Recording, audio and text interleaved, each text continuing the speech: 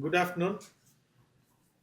As part of our district tour, we have completed our first phase of covering 6 districts in Nagaland, starting on 18th from Peren, then Dimapur, then we went to Oka, Mokachung, then yesterday we completed Fake, and today we ended up with Kohima. So 6 districts we have really completed, sitting and discussing with the district presidents and the district office bearers, the assembly coordinators, and the PCC members, along with the Youth Congress and the Mahila Congress leaders from these districts. There has been uh, an overwhelming response from our office bearers, and they are quite enthusiastic to have a AICC functionary visit their districts, observe what is there in the grassroots level.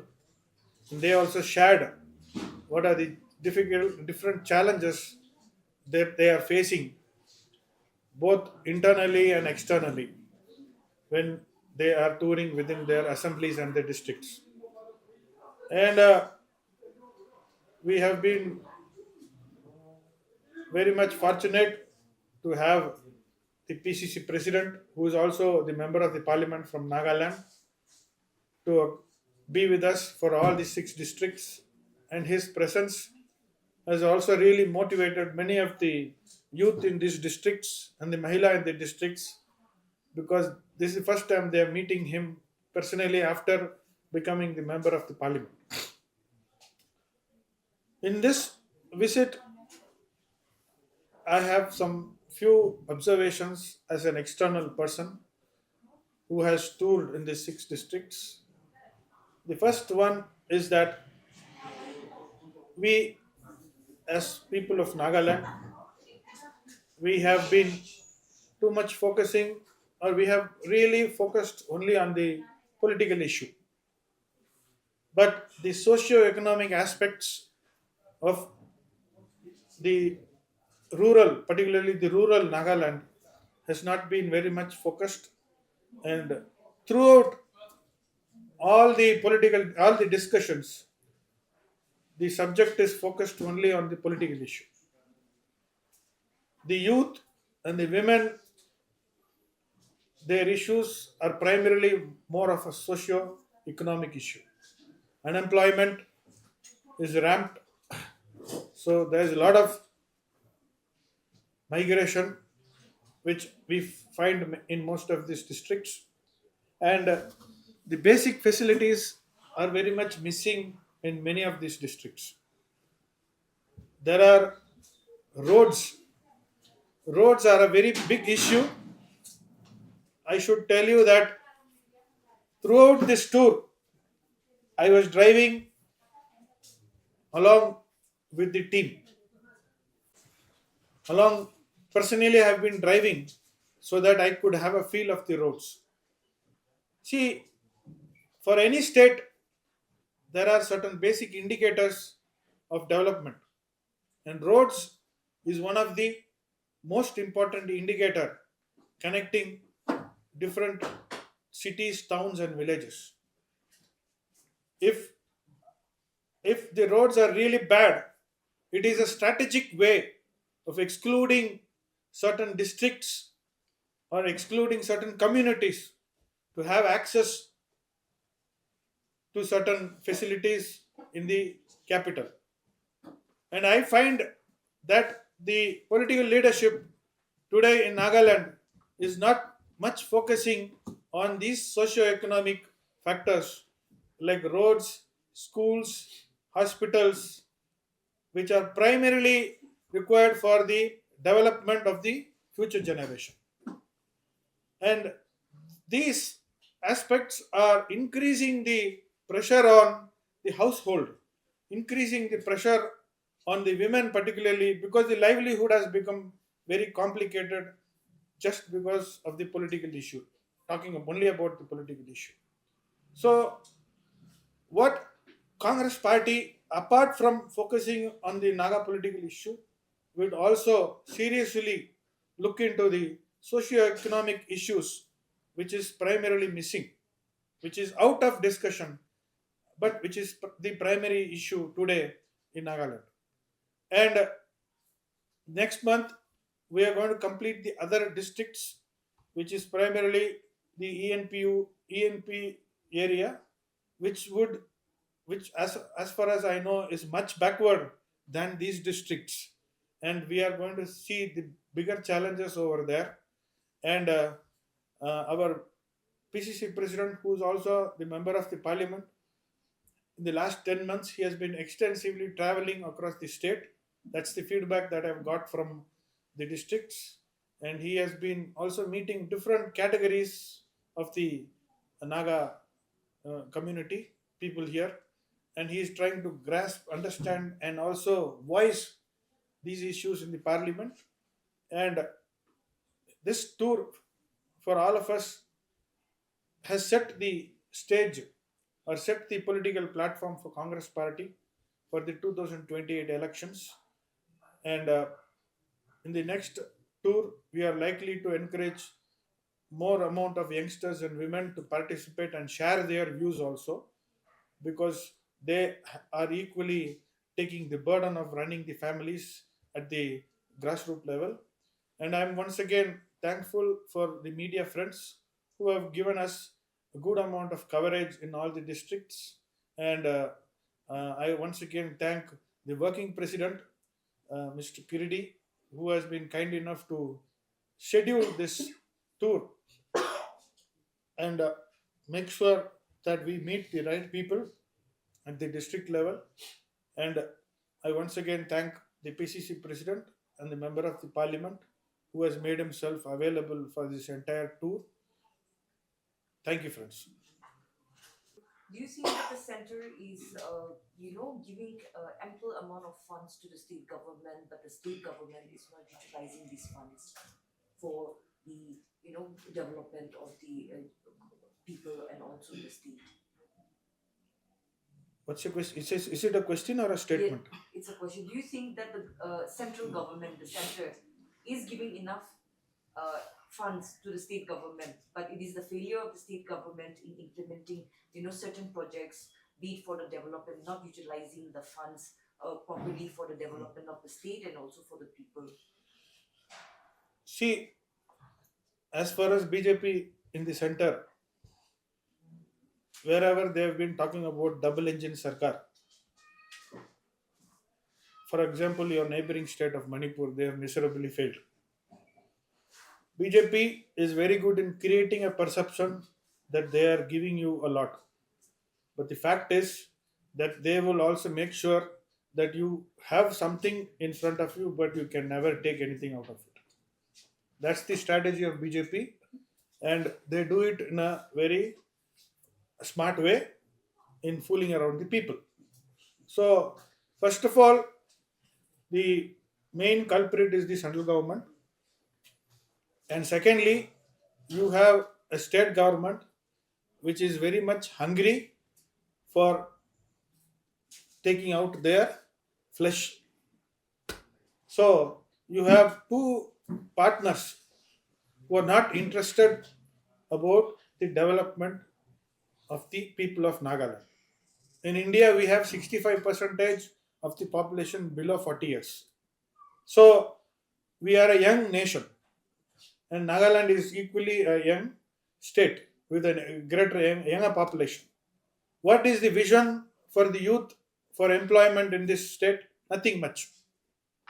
What I heard, I'm not yet to confirm. Most of your MLAs and most of your ministers are flying in the choppers. They are not using the roads. That is why the roads are so pathetic. If you are a governing class, if you are rich class, they start traveling by roads. Obviously, roads will become better. But our MP is continuously traveling by road. States where the leaders fly, the inequalities are high. Here, the rich are becoming richer, the poor are becoming poorer. Why? Because not much of economic structural change has happened here. So, I am finally trying to tell you that both the center and the state, they are trying to take advantage and mileage in only creating perceptions. But what is the real benefit that the people have got at the grassroots level? That is for the media friends to really do a study on that and publish that. What is the real income that people get here? Except for farming and agriculture based, there is no other source of income in most of the rural districts. So this is a very sensitive area which we will have to throw more light on, because economics is a boring subject, but it's a very essential subject. So I request the media friends to throw more light on the livelihood as problems of Nagaland, which are equally important as the political issue.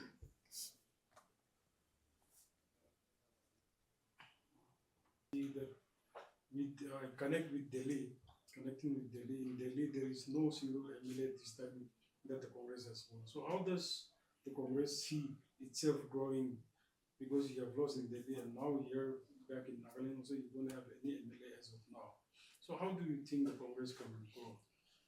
See, of course, Congress is one of is the oldest party globally, and in this 140, 38, 40, 39, 40 years, 140 years, we have gone through a lot of ups and downs, and we are, for the last decade, we are in a great process of transition, and we do have uh, these issues reflecting on the electoral results. But you can, like what you said, we have zero MLAs here. Before 23, 24 also we had zero MLAs, and now we have a MP.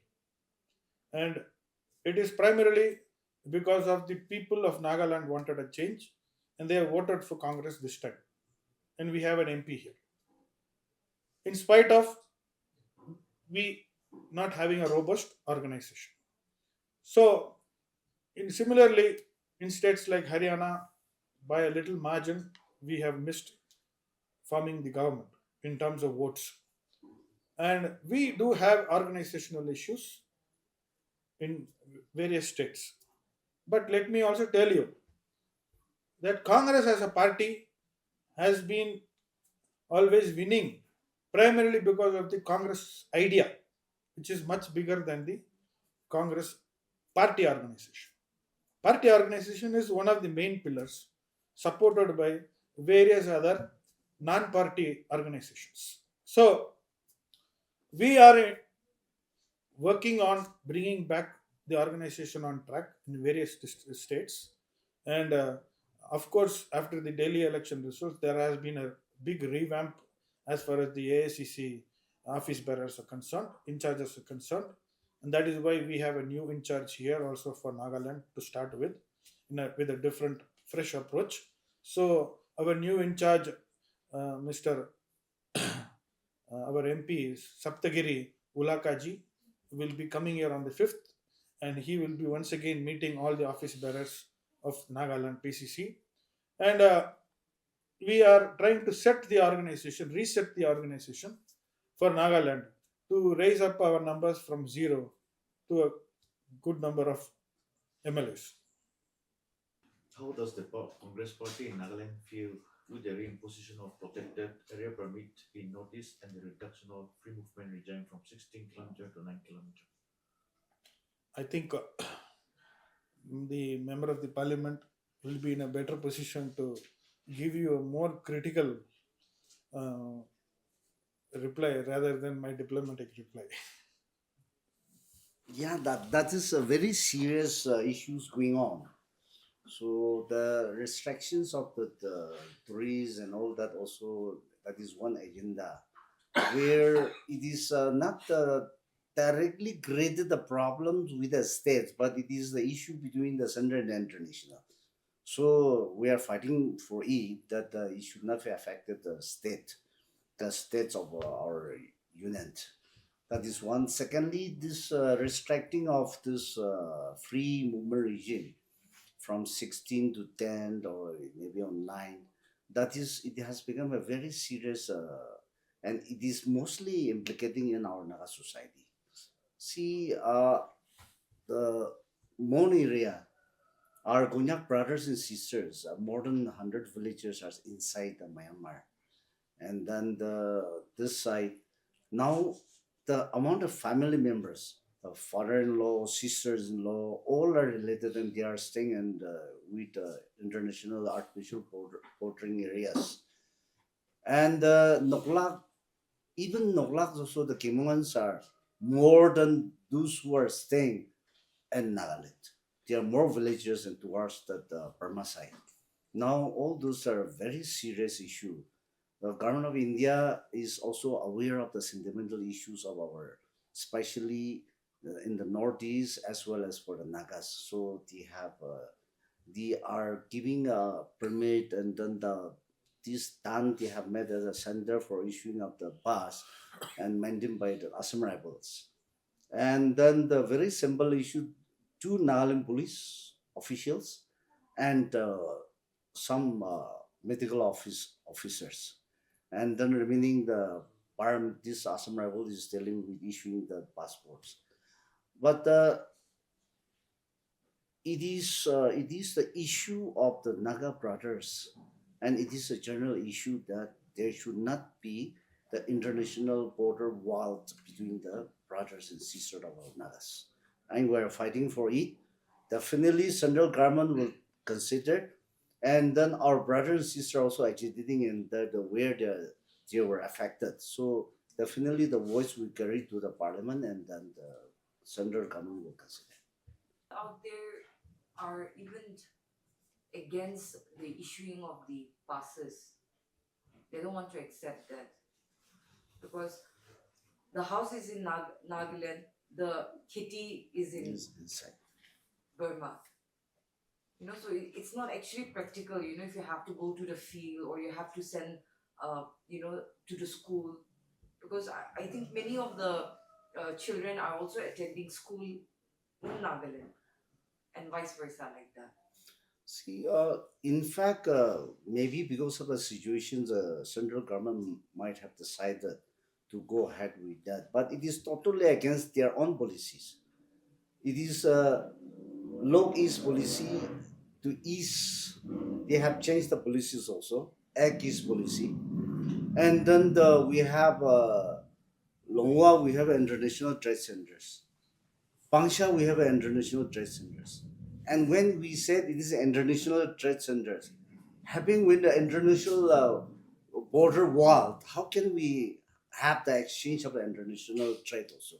And that is among the brothers, and then for those Nagas, those who are staying beyond our border, the own Naga brothers and sisters, and this side from the Nagaland also, they are having exchange of the trades, the business, everything.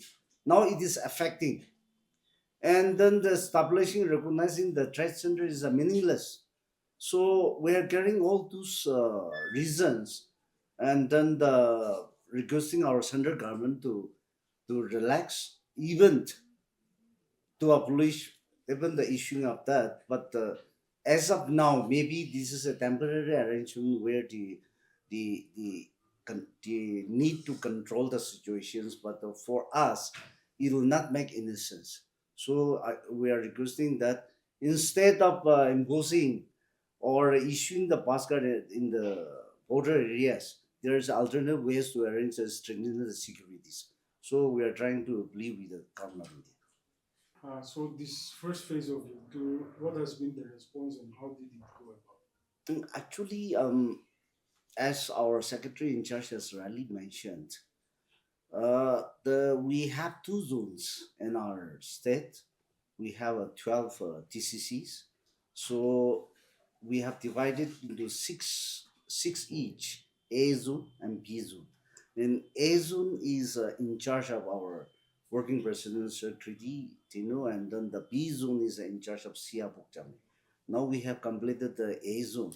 The more observations has made by the in charge, administrator in charge of the A zone. I think he can explain to you. Regarding the jury, it was based on the roadmap which was submitted to the AICC and got the endorsement from Rahul Gandhi that he has agreed to the roadmap, and we have complied accordingly this time of our touring and meeting the party people in all the at the district levels. Our main duty was to identify the party leaders and the party workers who are uh, still active in the party, and those committed, dedicated party workers, leaders, we have met and we have shared some of the points that which concerns the party strengthening. That is regarding about to maintain unity and then to uphold secularism, because Nagaland being a Christian state, our secularism also is no more in the constitution, and this protects the Christian uh, community. We are minority in the country when it goes to our religion as a Christian. So it is only the Congress party which upholds the principle of secularism, and with that, the unity of India also is been there. So with and other relevant issues regarding how to strengthen the party in Nagaland, because we have been in opposition for more than 20 years, and now with the say the result of the last parliamentary election, how people have voted for the Congress candidate and how the Congress candidate has been elected, we could see that people wanted a change of government, change of leadership in the state. So we have the roadmap has certain has given certain issues in which the party has to tackle with it, go to the people, meet the people, know the minds of the people, and as to how we deliver goods to the people. Because our preparation is for 2028 election, where we could see that people are coming forward to the party, resigning from other political parties and joining Congress party. We could see all this development coming up in favor of the Congress party, and we hope that we will give a good fight in this 2028, and even expecting that Congress may come back to power. Shall we add 3 points as our working president has already mentioned? We are trying our level best to serve the people by bringing back the Congress regime by 2028. But having said that, we also need to think how to bring back and what is the merit having in our hands to bring back the Congress regime again in our state. That is also one problem. So we said the Congress is a humble family. So when we start with a very humble family among the voters and supporters, we we decided not to play with the power games.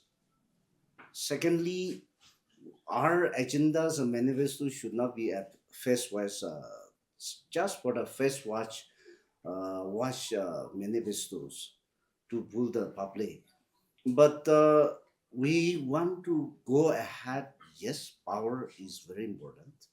Then to have the power and to deliver the goods to the people, we will go ahead with the humanity service.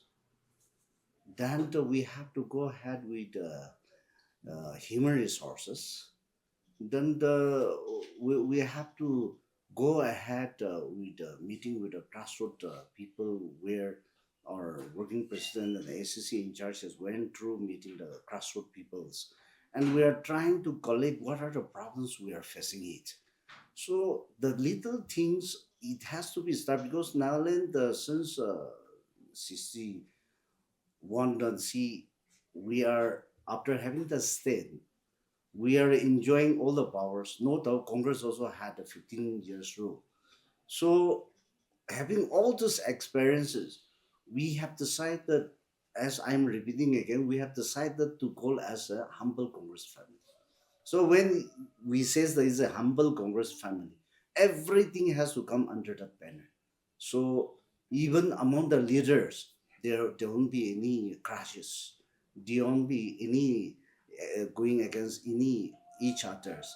But we'll see that the the people's leader, the people's mandate leader, we are going to select for the coming election also. So without having any partialities, we'll see that people's leader, people's choice leader can be taken as confidently by the Congress High Command, and we are going to fight for 2028 elections. And I'm very much sure that now people wants, our Naga people wants a very humble, decent and truthful, simple ruling government. So we'll try to fulfill on that line.